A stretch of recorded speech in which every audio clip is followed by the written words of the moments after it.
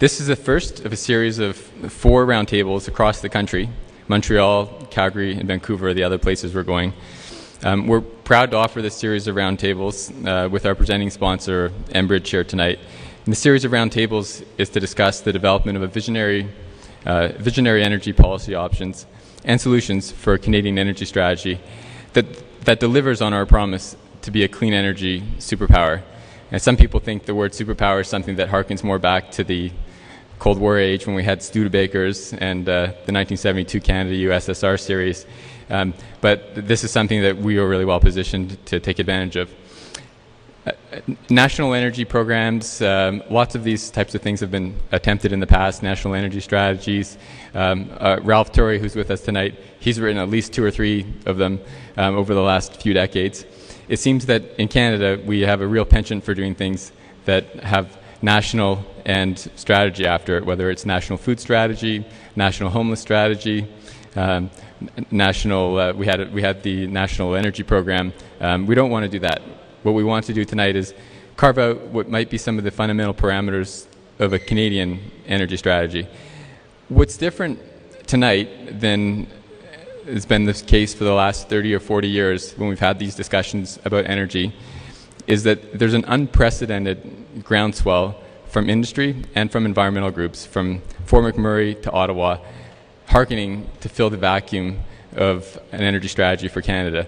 We have groups like the Energy Policy Institute of Canada, which is a blue-chip group of a lot of CEOs.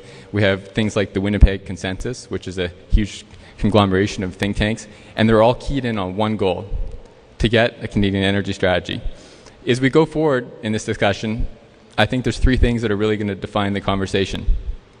One, there's an irrefutable fact, is that we have more energy per capita here in Canada than anywhere else on the face of the planet. And 2, as part of that energy is mostly where our people are not. Also, the vast majority of our energy can only be tapped if it's done in fruitful partnership with Aboriginal peoples who own or control about 40% of our land mass. And going part and parcel with that, because of the bifurcated nature of our Constitution and the cross-cutting nature of energy, a sloppy Canadian energy strategy has the potential to rip us apart, while a thoughtful Canadian energy strategy can lay down the foundation for competitiveness and environmental prosperity. These discussions that we do across the country are going to gather the best thinking on the issues of energy, the environment, and the economy in Canada. And they're going to start building a bold, innovative, and pragmatic approach to energy that aligns to these 3 elements. The idea is to bring together panels of thought leaders that will bring forward their ideas for smart, leading-edge, and realistic energy strategy options in Canada. Each roundtable will focus on a specific question, and the panelists will address that question, and then people from around the country will have the opportunity, as well as the audience, but from around the country will have the opportunity to participate in the discussion on the website www.e3roundtables.ca, which is also written in your program. We will collect the ideas from these roundtables along with those submitted online and present them to think tanks and groups such as the Energy Policy Institute of Canada so that they can consider this as well as other stakeholders as we go forward in defining an energy strategy for our country.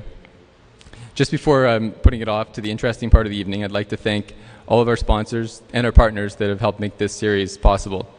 Our presenting sponsor, Enbridge, the Canadian Centre for Energy Information, the Energy Policy Institute of Canada, and National Public Relations, our educational partner, the Schulich School of Business, and our media partner, the Globe and Mail.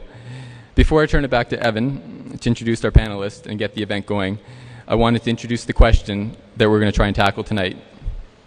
Canada plays a unique role in the global energy system. What are the unique qualities that Canada possesses, and how can we ensure that Canada becomes a clean energy superpower? Thank you again for coming tonight, and I look forward to the discussion.